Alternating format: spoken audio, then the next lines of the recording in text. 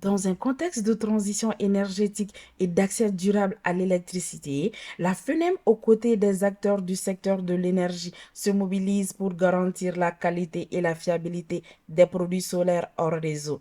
Cet atelier national sur la mise en œuvre des normes d'harmonisation marque une étape clé vers un marché plus sûr, mieux structuré et conforme aux standards internationaux. Nous allons aborder les principes généraux et spécifiques des deux normes.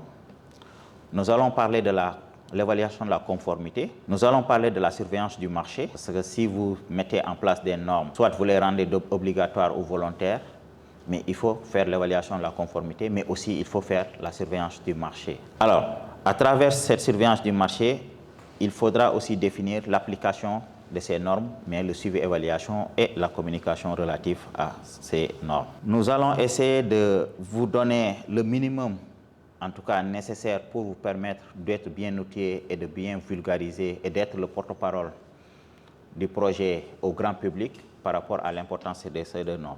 L'objectif principal de cet atelier est de s'assurer que les normes adoptées pour les produits solaires hors réseau sont bien connues et mises en œuvre au niveau national par les autorités.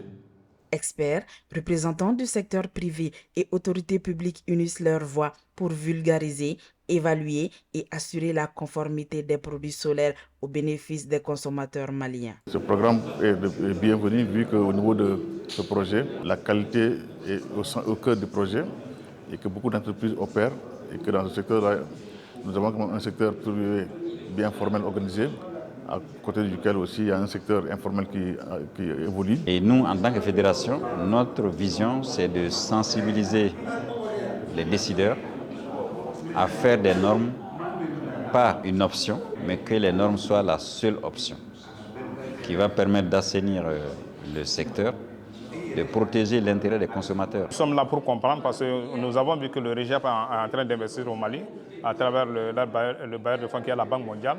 Donc on essaie de voir maintenant dans quelle mesure on peut se positionner dans l'accompagnement des PME ou bien des entreprises qui bénéficient de la subvention ou bien de l'appui du REGIAP. Porté par le REGIAP et soutenu par la Banque mondiale, cet atelier renforce les capacités nationales et engage tous les acteurs vers une énergie durable et de qualité.